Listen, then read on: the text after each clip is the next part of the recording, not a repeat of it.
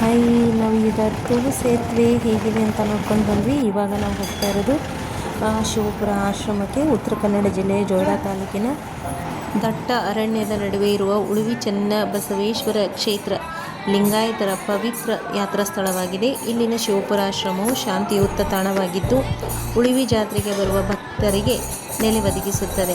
ಈ ಪ್ರದೇಶವು ಚನ್ನಬಸವಣ್ಣನವರ ಸಮಾಧಿ, ಹಚ್ಚ ಹಸಿರಿನ ಪ್ರಕೃತಿ, ಸೀನರಿ ರ್ಯಾಕ್ಸ್ ಮತ್ತು ಕಾಳಿ ನದಿಯ ಸೌಂದರ್ಯಕ್ಕೆ ಹೆಸರುವಾಸಿಯಾಗಿದೆ. ನಾವು ಶಿವಪುರ ಆಶ್ರಮಕ್ಕೆ ಹೋದ ತಕ್ಷಣ ಫ್ರೆಶ್ ಆಗಿ ಅಲ್ಲಿ ಸ್ವಲ್ಪ ಹೊತ್ತು ವಿಶ್ರಾಂತಿ ಪಡೆದು ಸಾಯಂಕಾಲ ಭಜನೆ ಕಾರ್ಯಕ್ರಮ ಇರುತ್ತೆ. ಈ ಆಶ್ರಮದಲ್ಲಿ ನಾನು ತೋರಿಸ್ತಾ ಇರೋದು ನೋಡಿ. ನಾವು ಫ್ರೆಶ್ ಆಗಿ ಇವಾಗ ಹೋಗ್ತಾ ಇರೋದು ಒಳಗಡೆ. ಸೊ ಈ ಶಿವಪುರ ಆಶ್ರಮದ ಒಂದು ವಿಶೇಷತೆ ಏನಂತಂದರೆ, ಇಲ್ಲಿ ನೀವು ಎಲ್ಲಿ ಬೇಕಾದರೂ ಕುತ್ಕೋಬೋದು. ಹೀಗೆ ಇಲ್ಲೇ ರೂಮ್ಸ್ ಅಂತ ಇಲ್ಲ, ಏನಿಲ್ಲ, ದೊಡ್ಡದಂತೆ ಹಾಲ್ ಥರ ಇದೆ. ನೀವು ಅಲ್ಲೇ ಕುತ್ಕೊಂಡು ಆರಾಮಾಗಿ ನೀವು ರೆಸ್ಟ್ ಮಾಡಿಕೊಂಡು ನೀವು ಇದು ಮಾಡ್ಬೋದು. ಸ್ನಾನ ಮಾಡಿ ದೇವರ ದರ್ಶನ ಪಡೆದು ಅಥವಾ ವಿಭೂತಿ ಹಚ್ಕೊಂಡು ಲಿಂಗ ಪೂಜೆ ಮಾಡ್ಕೊತೀರಾ ಅಂದರೆ ಲಿಂಗ ಪೂಜೆನೂ ಮಾಡ್ಕೋಬಹುದು. ನೋಡಿ, ಇದು ಒಳಗಡೆ, ಆಶ್ರಮದ ಒಳಗಡೆ ನಾನು ಹೋಗ್ತಾ ಇರೋದು. ಸೊ ಇಲ್ಲಿ ಯಾರು ಬೇಕಾದರೂ, ಯಾರು ಮೊದಲಿಗೆ ಬರ್ತಾರೆ ಅವರಿಗೆ ಆದ್ಯತೆ ಅನ್ನೋ ಥರ ಆ ರೂಮ್ಸು ನೀವು ಆಕ್ಯುಪೈ ಮಾಡ್ಕೋಬೋದು. ಅದು ನಮ್ಗೆ ಗೊತ್ತಿರಲಿಲ್ಲ. ಇದು ನೋಡಿ, ಇದು ಪೂಜಾ ಕೊಠಡಿ. ಇವಾಗ ನಾನು ಆಚೆ ಕಡೆ ಹೋಗ್ತಾ ಇದ್ದೀನಿ. ಇಲ್ಲಿ ಈವ್ನಿಂಗ್ ಸ್ನ್ಯಾಕ್ಸ್ ಇದೆ, ಅಂದರೆ ಮಹಾಮನೆ ಕೆಲಸ ಕಾರ್ಯ ನಡೀತಾ ಇತ್ತಲ್ವ. ಸೊ ಸಾಯಂಕಾಲ ಬಂದವರಿಗೆ ಚುಡುವ ಮತ್ತು ಚಹಾ ಇತ್ತು. ಊಟ ಮಾಡೋರಿಗೆ ಅನ್ನ ಸಾಂಬಾರು ಸಹ ಇತ್ತು. ನಾವು ಬರೀ ಸ್ನ್ಯಾಕ್ಸ್ ತಿಂದಾದ ನಂತರ ಟೀ ಕುಡಿದು ಮತ್ತು ಅಲ್ಲೇ ಸ್ವಲ್ಪ ಹೊತ್ತು ವಿಶ್ರಾಂತಿ ಪಡೆದ್ವಿ. ಚನ್ನಬಸವೇಶ್ವರ ದೇವಾಲಯ ಇದು ಉಳುವಿಯ ಪ್ರಮುಖ ಆಕರ್ಷಣೆ. ಇಲ್ಲಿ 12ನೇ ಶತಮಾನದ ಶರಣ ಚನ್ನಬಸವಣ್ಣರ ಸಮಾಧಿ ಐಕ್ಯ ಮಂಟಪ ಇದೆ. ಶಿವಪುರ ಆಶ್ರಮ ಉಳುವಿಗೆ ಸಮೀಪದಲ್ಲಿರುವುದರಿಂದ ಶಿವಪುರ ಶಾಂತಯುತವಾದ ವರ್ಣವನ್ನು ಹೊಂದಿದೆ ಅಂತಲೇ ಹೇಳ್ಬೋದು. ಪ್ರತಿ ವರ್ಷ ಇಲ್ಲಿ ದೊಡ್ಡ ಮಟ್ಟದಲ್ಲಿ ಜಾತ್ರೆ ನಡೆಯುತ್ತದೆ. ಸೊ ಭಕ್ತಾದಿಗಳಿಗೆ ಬಂದು ಉಳ್ಕೊಳ್ಳಲಿಕ್ಕೆ ಒಂದು ಉತ್ತಮವಾದಂಥ ಒಂದು ಆಶ್ರಮ ಅಂತಲೇ ನಾವು ಹೇಳ್ಬೋದು.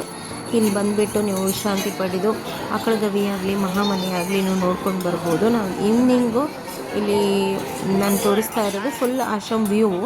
ಇದು ನೋಡಿ, ಈ ಥರ ಇದೆ. ನಾವು ಟೀ ಅದೆಲ್ಲ ಕುತ್ಕೊಂಡು ಅಲ್ಲಿ ಮಕ್ಕಳೆಲ್ಲ ಜೋಕಾಲಿ ಆಡ್ತಾಯಿದ್ರು, ಕೆಲವೊಬ್ಬರು ಕೂತ್ಕೊಂಡು ಮಾತು ಹೇಳ್ತಾಯಿದ್ರು, ಬಸವಣ್ಣನವರ ವಚನಗಳ ಬಗ್ಗೆ ಚರ್ಚೆ ನಡೀತಾ ಇತ್ತು. ನೋಡಿ, ಇಲ್ಲಿ ಜೋಕಾಲಿ ಆಡ್ತಿದ್ದಾರೆ ಮಕ್ಕಳು.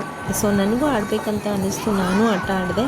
ಚೆನ್ನಾಗಿದೆ, ಒಂಥರ ಒಳ್ಳೆಯ ವಾತಾವರಣ, ಗಾಳಿ ಬೆಳಕು ನೀರು, ಅಂದರೆ ಕಾಡು ಮಧ್ಯೆ ಇದೆ ಅಲ್ವಾ ಬಸವಧಾಮ ಅಂತ, ತುಂಬ ಚೆನ್ನಾಗಿದೆ. ನೀವು ಇಲ್ಲಿ ಉಳುವಿಗೆ ಬಂದರೆ ಶಿವಪುರ ಆಶ್ರಮಕ್ಕೆ ಒಂದು ಸರ್ತಿ ಭೇಟಿ ನೀಡಿ ಇಲ್ಲಿ ಬಂದು ಒಂದಿನ ರಾತ್ರಿ ನೀವು ಆರಾಮಾಗಿ ಉಳ್ಕೋಬೋದು, ಏನೂ ತೊಂದರೆ ಇಲ್ಲ.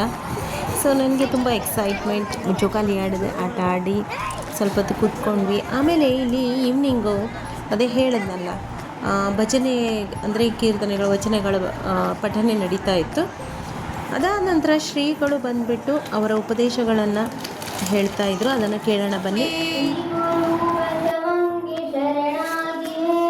ಶ್ರೀ ಗುರು ಬಸವಂಗೆ ಶರಣಾಗಿ ಹೇ, ಲಿಂಗದೇವನಿಗೆ ಶರಣಾಗಿ ಹೇ, ಲಿಂಗದೇವನಿಗೆ ಶರಣಾಗಿ ಹೇ, ಶರಣಾಗಣಕ್ಕೆ ಶರಣಾಗಿ ಹೇ, ಶರಣಾಗಣಕ್ಕೆ ಶರಣಾಗಿ ಹೇ, ಕರುಣ ಪ್ರಸಾದ ಸ್ವೀಕರಿಸಿ ಹೇ, ಕರುಣ ಪ್ರಸಾದ ಸ್ವೀಕರಿಸಿ ಹೇ, ಗಣಪದವಿಯನ್ನು ನಾ ಹೊಂದಿಹೆ, ಗಣಪದವಿಯನ್ನು ನಾ ಹೊಂದಿಹೆ, ಗಣಪದವಿಯನ್ನು ನಾ ಹೊಂದಿಹೆ, ಗಣಪದವಿಯನ್ನು ನಾ ಹೊಂದಿಹೆ.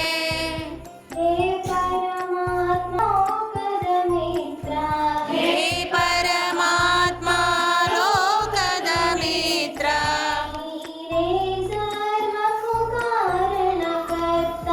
ನೀನೇ ಸರ್ವಕ್ಕೂ ಕಾರಣಕರ್ತ.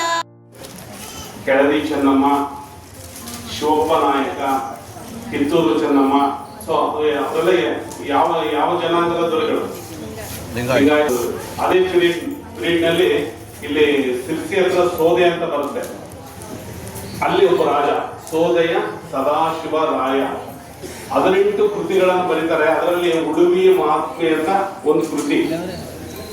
ಸೊ ಉಳುವಿಯ ಇಂಚು ಕವಿಗಳ ಬಗ್ಗೆ ಇರ್ಬೋದು, ದೇವಸ್ಥಾನದ ಬಗ್ಗೆ ಇರ್ಬೋದು, ಇಲ್ಲಿನ ಪವರ್ ಬಗ್ಗೆ ಅವರು ಎಷ್ಟು ಚೆನ್ನಾಗಿ ಆ ಗ್ರಂಥವನ್ನು ಬರೆದಾರೆ. ಅದರಲ್ಲಿ ಅವ್ರು ಹೇಳ್ತಾರೆ,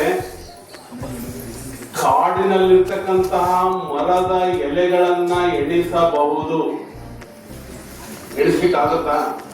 ಇಲ್ಲಿದ್ದ ಧರ್ಮಸ್ಥಳದವರೆಗೂ ಕಾಡಿದೆ ಅಂತ ತಿಳ್ಕೊಳ್ರಿ. ಅವ್ರು ಹೇಳ್ತಾರೆ, ಆ ಮಹಾತ್ಮ ಹೇಳ್ತಾರೆ, ಕಾಡಿನಲ್ಲಿರ್ತಕ್ಕಂತಹ ಮರದ ಎಲ್ಲ ಎಲೆಗಳನ್ನ ಎಣಿಸಬಹುದು, ಕೌಂಟ್ ಮಾಡಬಹುದು. ಪಾಸಿಬಲ್, ಇಂಪಾಸಿಬಲ್ ಇದ್ರು ಅದು ಆಗುತ್ತೆ ಅಂತ ಹೇಳ್ತಾರೆ, ಮಾಡಬಹುದು.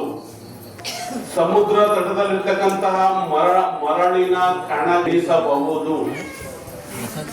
ಸಮುದ್ರ ನೋಡಿದ್ರೆ ನೀವೆಲ್ಲ, ಸಾಗರ ಸಮುದ್ರ, ಅಲ್ಲಿ ಪಕ್ಕದಲ್ಲೆಲ್ಲ ಏನಿರುತ್ತೆ? ಸಮುದ್ರ, ಬೀಚ್ಗಳಲ್ಲಿ ಸಮುದ್ರ ಇರುತ್ತೆ. ಬೀಚ್ ನಲ್ಲಿ ಏನಿರುತ್ತೆ?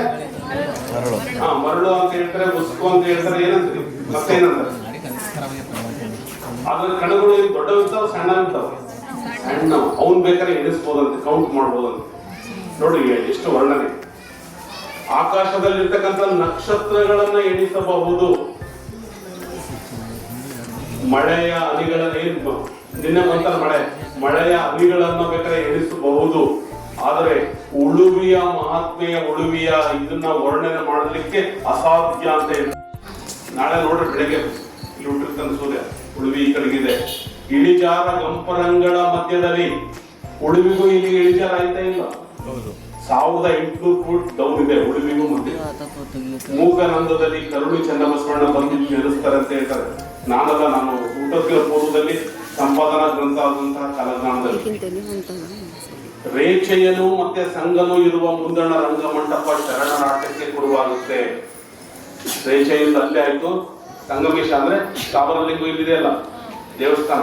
ಸೊ ಈ ಎರಡರ ಮಧ್ಯೆ ಇದು ಶರಣರ ಆಟಕ್ಕೆ ಶುರುವಾಗುತ್ತೆ ಅಂತ ಹೇಳ್ತಾರೆ ಅವರು. ಅಂದ್ರೆ ನೀವು ಬೇರೆ ದಿಕ್ಕುಗಳಿಂದ ಬಂದಿರಿ ಅಂದ್ರೆ ನೀವು ಶರಣರ ಅಂಶ ಯಾಕಾಗಿರ್ಬಾರ್ದು? ಅವ್ರು ಹೇಳ್ತಾರೆ, ನಾವು ಬಯಲಾಗಿ 770-80 ವರ್ಷಕ್ಕೆ ಹುಡ್ತೀವಿ. ಅವ್ರು ಬಯಲಾಗಿದ್ದು 1196 ಪ್ಲಸ್ 770-80 ಅಂದ್ರೆ 1966-76-86 ಈ ರೇಂಜ್ ನಲ್ಲಿ ಶರಣರು ಹುಟ್ಟಿದ್ದಾರೆ. ಎಲ್ಲೆಲ್ಲಿ ಹುಡ್ತಾರಂತ ಅದನ್ನು ಹೇಳಿದಾರೆ ಅವರು.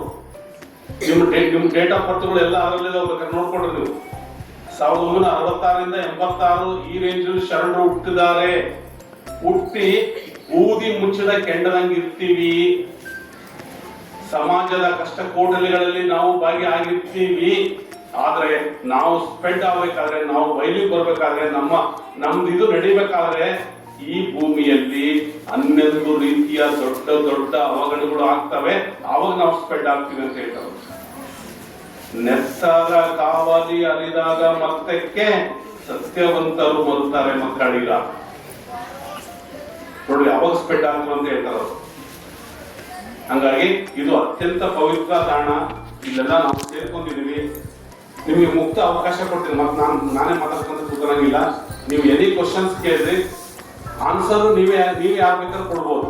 ಇಲ್ಲಾಂದ್ರೆ ಫೈನಲ್ ನೋಡೋಣ, ಕೇಳ್ಬೋದು. ಯಾರು ಕ್ವಶನ್ಸ್ ಕೇಳ್ಬೋದು. ಸ್ಟಾರ್ಟ್. ಅಯ್ಯ, ನೀನು ನಿರಾಕಾರವಾಗಿದ್ದಲ್ಲಿ ನಾನು ಜ್ಞಾನವೆಂಬ ವಾಹನವಾಗಿದ್ದೇನೆ. ಹಂಗಾಗಿ ಬಸವಣ್ಣನವರು ಅಂದ್ರೆ, ಶರಣರು ಅಂದ್ರೆ ಆದಿ ಮತ್ತೆ ಅನಾದಿಯಿಂದ ಅರ್ಥತ್ತ. ಪ್ರಥಮಂತು ಬಸವಣ್ಣ, ದ್ವಿತೀಯಂತು ಲಿಂಗದ ಡೆಫಿನೇಷನ್ ಯಾರಾದ್ರೂ ಹೇಳ್ರಿ ನೋಡೋಣ. ಲಿಂಗದ ಡೆಫಿನೇಷನ್ ಹೇಳ್ರಿ. ಒಳಗಿರ್ತಕ್ಕಂಥ ಸಹಸ್ರ ದಳದ ಅಮೃತವನ್ನ ಟಚ್ ಮಾಡಿದಾಗ, ಅಮೃತವನ್ನ ಉಂಡಾಗ ಅವಾಗ ಹಸಿವು ತೃಷೆ. ಹಸಿವು ತೃಷೆ ಹೋಗ್ಬೇಕಾದ್ರೆ ಸಹಸ್ರ ದಳದ ಅಮೃತ ಹೆಂಗ್ ತೆಗೆದು ಗುದವ ಬಿಗಿದೊತ್ತಿ ಅನಲ ಜ್ವಾಲ ಪಲ್ಲೆವೆಸಿ ಮುದುಡಿಕೊಂಡಿರುವ ಸರ್ಪನ ಎಡೆಯೆತ್ತಿ ಗದ ಗದೀಪ ಶಿಶುನ ಗ್ರಂಥಿಯ ನೊಡೆದು ಸಹಸ್ರ ದಳದ ಅಮೃತವನ್ನುಂಡ ಶಿಶುವೆ ಜೋ ಜೋ. ನೋಡಿ, ಇದು ಯೋಗ, ಇದು ಶಿವಯೋಗ. ಆ ಅಮೃತ ನಮ್ಗೆ ಎಂಟ್ರಿ ಆದಾಗ ಹಸಿವು ದೃಶ್ಯ ಎಲ್ಲ ಹೋಗ್ತವೆ, ರೋಗ ರುಜಿನಗಳು ಹೋಗ್ತವೆ. ಅದು ನಮ್ಗೆ ಅಳವಟ್ಟಿದೆಯಾ? ಇಲ್ಲ. ಎಲ್ಲ BP ಶುಗರು ಎಲ್ಲವೂ ಸ್ಟಾರ್ಟ್ ರೋಗಗಳು. ನಮಗೆ ಈ ಲಿಂಗಕ್ಕೆ ದೀಕ್ಷಾ ಸಂಸ್ಕಾರ ಸರಿಯಾಗಿಲ್ಲ. ದಯಮಾಡಿ ಅರ್ಥ ಮಾಡ್ಕೊಡ್ರಿ. ಬಂದ್ ಲೆಕ್ಕ ಕೇಳ್ತಾರೆ. ದೀಕ್ಷೆ ಅಂದ್ರೇನು? ದೀಕ್ಷೆ ಅಂದ್ರೇನು? ಅಳಿಯೋದು. ಗುರು ಆದವರು ಲಿಂಗಾಂಗ ಸಾಮರಸ್ಯವನ್ನ ಪಡ್ಕೊಂಡಂತ ಗುರು ಅಂತಪ್ಪ ಶಿಷ್ಯನಿಗೆ ಒಂದು ಕೊಡಬೇಕು, ಒಂದು ಕಳೆಯಬೇಕು. ಏನನ್ನ ಕೊಡಬೇಕು, ಏನನ್ನ ಕಳೆಯಬೇಕು? ಶಿಷ್ಯನಲ್ಲ ಇರ್ತಕ್ಕಂತ ಆಣವ ಮಾಯ ಕಾರ್ಮಿಕ ಮಲಗಳು, ಜನ್ಮ ಜನ್ಮಾಂತರಕ್ಕೆ ಹೋಗ್ತಕ್ಕಂತಹ ಆಣವ ಮಾಯ ಕಾರ್ಮಿಕ ಮಲಗಳನ್ನ ಹಸ್ತಮಸ್ತಕ ಸಂಯೋಗದಿಂದ ಡಿಲೀಟ್ ಮಾಡಿ ಆ ಪರಶಿವ ಚಿತ್ಕಳೆಯನ್ನ, ಶಿಷ್ಯನನ್ನು ಒಳಗಿರ್ತಕ್ಕಂತಹ ಆತ್ಮದ ಒಳಗಿರ್ತಕ್ಕಂತಹ ಪರಶಿವನ ಚಿತ್ಕಳೆಯನ್ನ ಭಾವ ಮನ ದುಃಖಿನಿಂದ ಆ ಚಿತ್ಕಳೆಯನ್ನ ತೆಗೆದು ಈ ಲಿಂಗಕ್ಕೆ ಟಚ್ ಮಾಡಿದಾಗ ಅದು ಇಷ್ಟಲಿಂಗ. ಆವಾಗ ಭಕ್ತ. ಆ ಪ್ರಕ್ರಿಯೆ ಅದು 3-7 ದೀಕ್ಷೆ ಅಂತ ಹೇಳ್ತಾರೆ. 21 ತರದ ದೀಕ್ಷಾ ಪ್ರಕ್ರಿಯೆಗಳು ಇದ್ದಾವೆ. ಆ ಪ್ರಕ್ರಿಯೆ ನಮಗೆ ಆಗಿಲ್ಲ. ದಯಮಾಡಿ ಅರ್ಥ ಮಾಡ್ಕೊಡ್ರಿ. ಆಗಿಲ್ಲ, ಆ ಚಿತ್ಕಳೆ ಬಂದಿಲ್ಲ.